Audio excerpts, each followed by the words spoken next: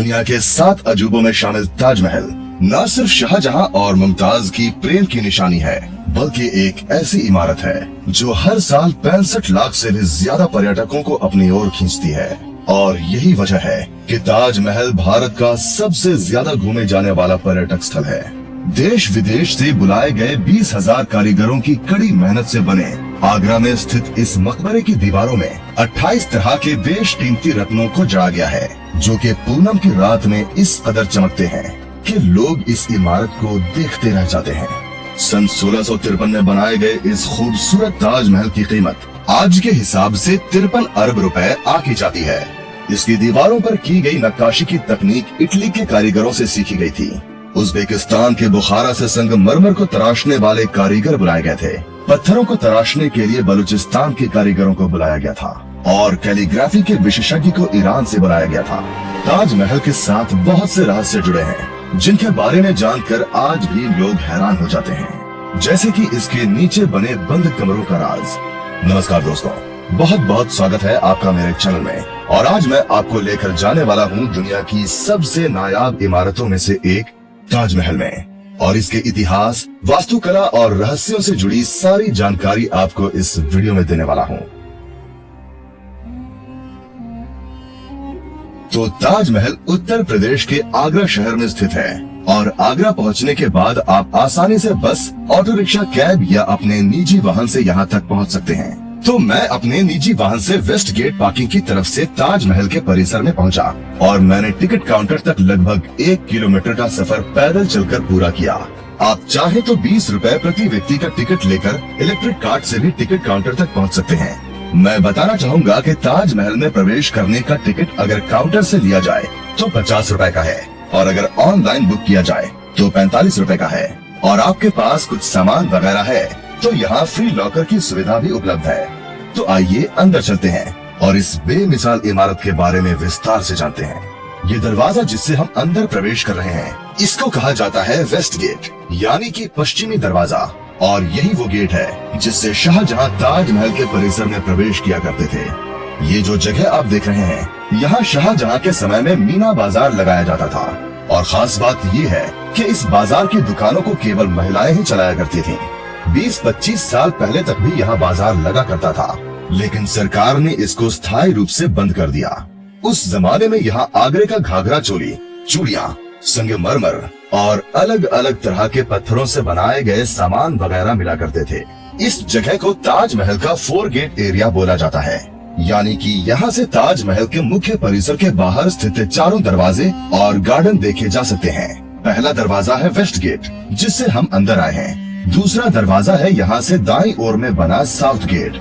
इस गेट को शाहजहां के कारीगरों के लिए बनवाया गया था। तो ताजमहल को बनाने आए कारीगर और उनका परिवार इसी गेट से इस परिसर में प्रवेश किया करता था। आज भी इस गेट के पीछे की तरफ कॉलोनी बनी हुई है, जहाँ लोग कई पीढ़ियों से रहते आ रहे हैं। तीसरा दरवाजा है यहाँ से सीधी दिशा में बना ईस्ट गेट, जिसको VIP गेट के नाम से भी जाना जाता है। शाहजहां के जो भी खास लोग हुआ करते थे, वो इसी ईस्ट गेट से अंदर प्रवेश किया करते थे। और खास बात ये है कि आज भी जब भी कोई VIP ताजमहल घूमने आते हैं, तो वो इसी गेट से अपनी गाड़ी अंदर लेकर आते हैं। चौथा दरवाजा है मुख्य परिसर में प्रवेश करने के लिए बनाया गया बाईं ओर में स्थित ये रॉयल गेट, यानी कि शाही दरवाजा। इस शाही दरवाजे के ऊपर आप देखेंगे कि सफेद रंग के 11 गुम्बद बने हैं। ठीक ऐसे ही गुम्बद आपको इसके अंदर की तरफ भी दिखाई देंगे।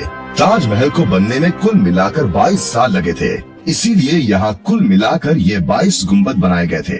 2019 में किए गए एक सर्वे के अनुसार ताजमहल भारत में सबसे ज्यादा घूमे जाने वाली इमारत है, जिसको देखने के लिए हर साल देश विदेश से 65 लाख से भी ज्यादा लोग आते हैं। यही नहीं, बल्कि ताजमहल दुनिया की 8वीं सबसे ज्यादा घूमे जाने वाली इमारत है।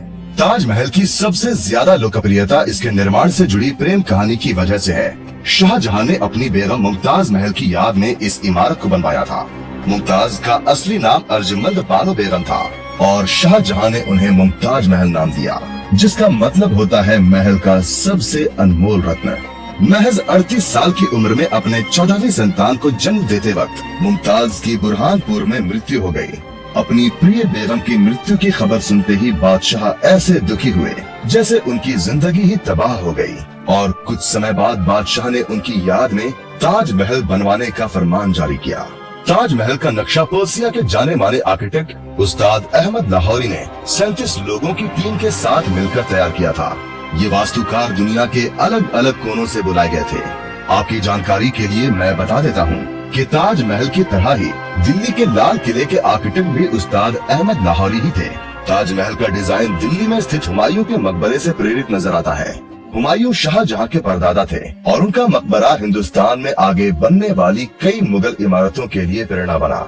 यहाँ चारों तरफ में जो आप लाल पत्थर से बने कमरे देख रहे हैं, ये कुल मिलाकर 210 कमरे हैं, जो कि खास तौर पर ताजमहल को बनाने आए कारीगरों के विश्राम गृह के रूप में बनाए गए थे।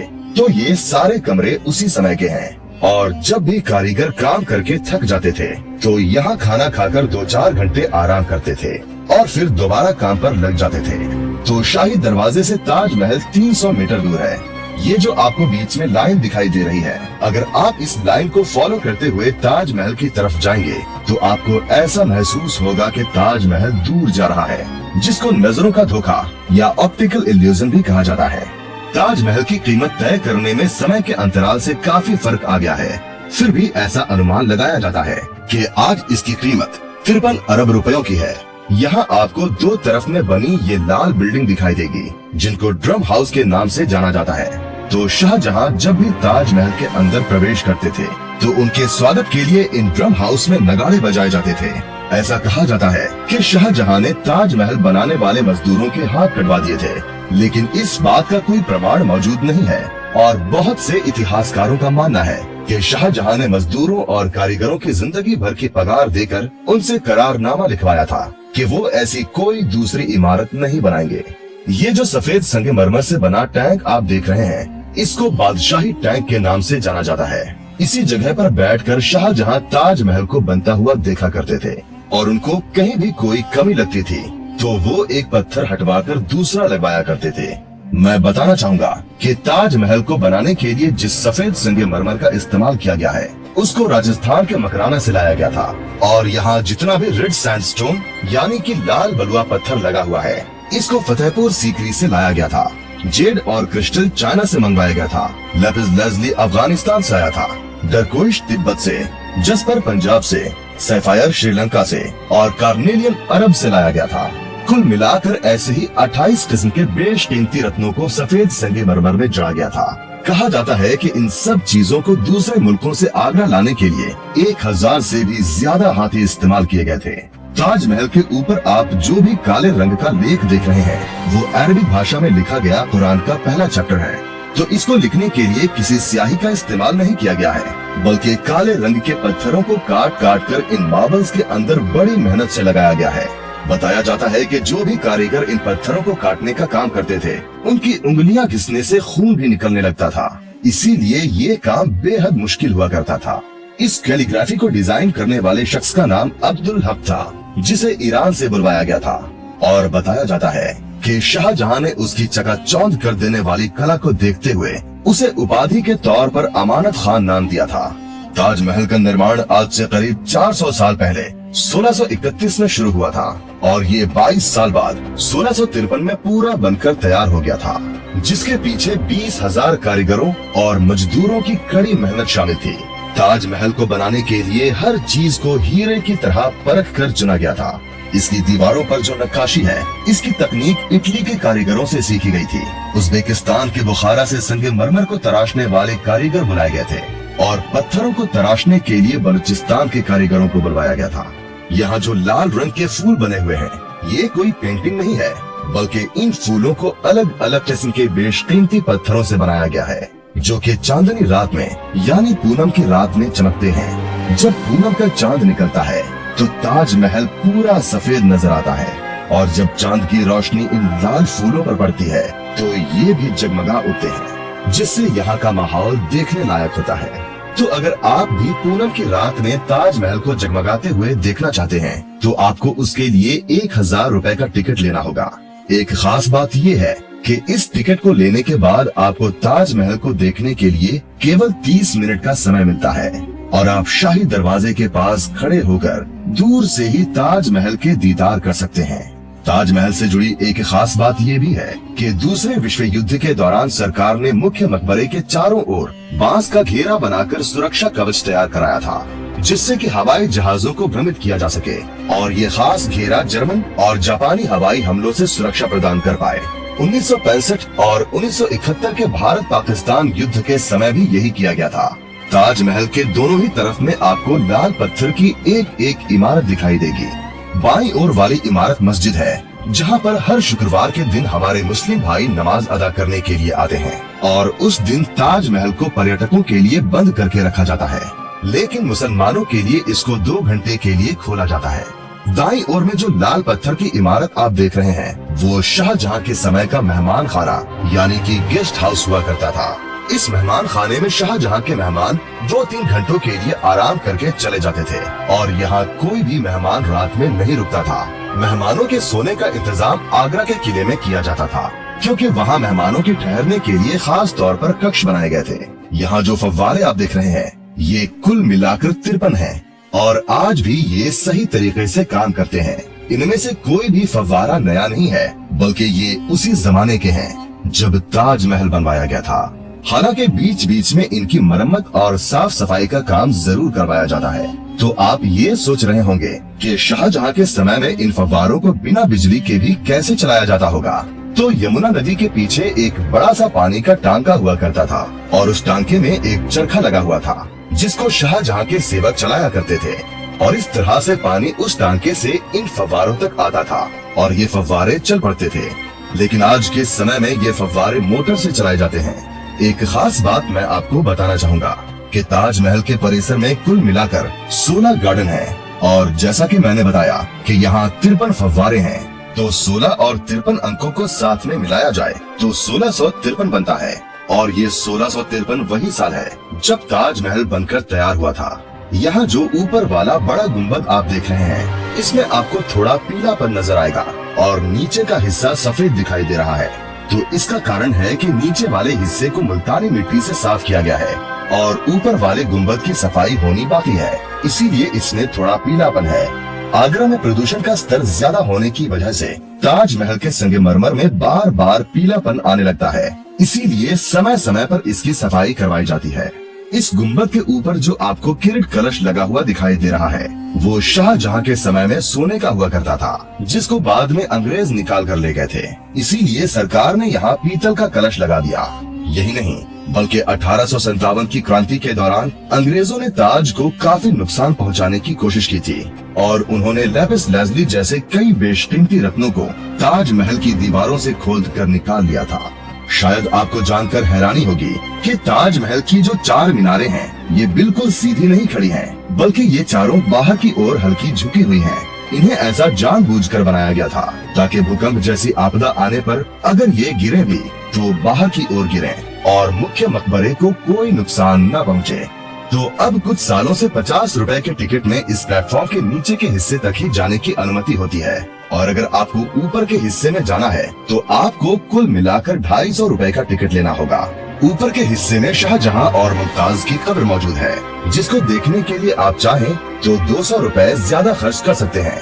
ताजमहल की नींव बनाते समय इसके चारों ओर बहुत से कुएं खोदे गए और इन कुओं में ईंट पत्थर के साथ साथ आबनूस और महोगनी की लकड़ियों के लट्ठे डाले गए। ये कुएं ताज की नींव को मजबूत बनाते हैं। आबनूस और महोगनी की लकड़ियों की खासियत ये होती है कि इन्हें जितनी नमी मिलती रहेगी, ये उतनी ही फौलादी और मजबूत बनती रहेंगी और इन लकड़ियों को नमी ताज के पास बहने वाली यमुना नदी के पानी से मिलती है। एक खास बात ये है कि यमुना नदी के पानी का स्तर हर साल घटता जा रहा है और लकड़ियों में नमी की कमी आती जा रही है। यही वजह है कि सन 2010 में ताजमहल में कुछ दरारें भी देखी गई थी। ये सामने की ओर से यमुना नदी बह रही है। इस नदी के पीछे की ओर में आपको एक गार्डन दिखाई देगा, जिसको कहा जाता है मेहताब बाग। आप जब भी कोई फिल्में देखते होंगे जिसमें ताजमहल को पीछे की तरफ से दिखाया जाता है, उनकी शूटिंग इसी मेहताब बाग में की जाती है। बताया जाता है कि शाहजहां अपने लिए मेहताब बाग में एक काला ताजमहल बनवाने वाले थे, लेकिन उनके बेटे औरंगजेब को लगा कि अगर ऐसा हुआ तो सारा खजाना उस काले ताज को बनाने में खर्च हो जाता और उसके हिस्से में कुछ नहीं आता। इसीलिए उसने ऐसा होने नहीं दिया और शाहजहां को आगरा के किले में बंदी बना लिया। आगरा के किले में मुसम्मन बुर्ज में शाहजहां को कैद किया गया था, जहां से बैठकर वो रोजाना घंटों तक ताजमहल को देखा करते थे। अगर आप शुक्रवार के दिन आगरा आते हैं तो आपको ताजमहल के परिसर में तो प्रवेश करने के लिए नहीं मिलेगा, लेकिन आप चाहें तो आप मेहताब बाग से ताजमहल का दीदार कर सकते हैं। और मेहताब बाग से ताजमहल आपको कुछ ऐसा दिखाई देगा।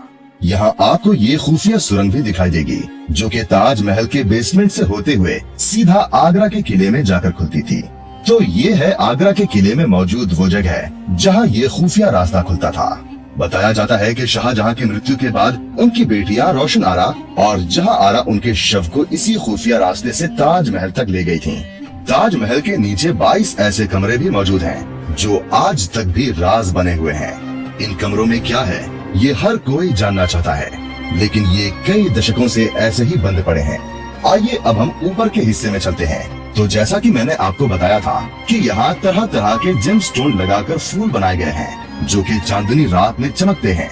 देखने में भले ही ये कांच जैसे लगते हैं, लेकिन ये सभी जेमस्टोन्स हैं, जो कि पूनम की रात में चमकते हैं। यहाँ जितने भी जेमस्टोन्स लगाए गए हैं, ये भारत के नहीं बल्कि दूसरे मुल्कों से लाए गए थे। तो हर स्टोन को काट काट कर बड़ी बारीकी से मार्बल के अंदर फिट किया गया था।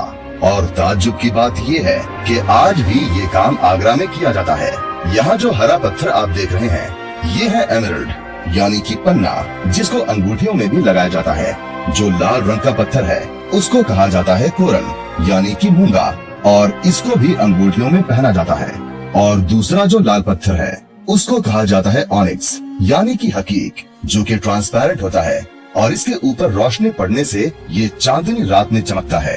यहाँ दीवारों पर आप देखेंगे कि अरबी भाषा में कुरान पाक के पहले चैप्टर की आयतें लिखी हुई हैं। तो ये है ताजमहल का मुख्य मकबरा, जिसके अंदर शाहजहां और उनकी बेगम मुमताज महल की कब्र मौजूद है।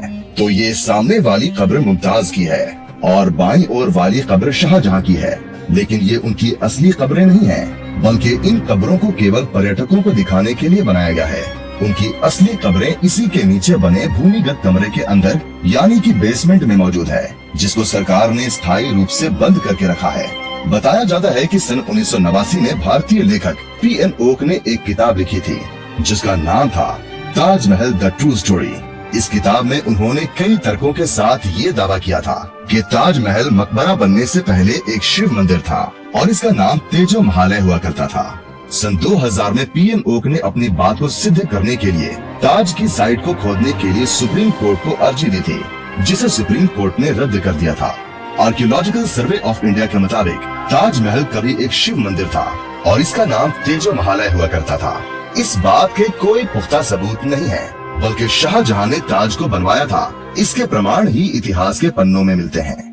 तो ये था आगरा में स्थित ताजमहल से जुड़ा रोचक इतिहास और तथ्य। अगर आप चाहते हैं कि मैं किसी खास इमारत का वीडियो आपके लिए बनाऊं, तो उस जगह का नाम नीचे कमेंट करके जरूर बताइएगा। अगर आपको मेरा ये वीडियो पसंद आया हो तो लाइक और शेयर जरूर कीजिएगा, और अगर आप मेरे चैनल पर नए हैं तो इसको सब्सक्राइब करना मत भूलिएगा। आपका बहुत बहुत धन्यवाद। आपका दिन शुभ रहे।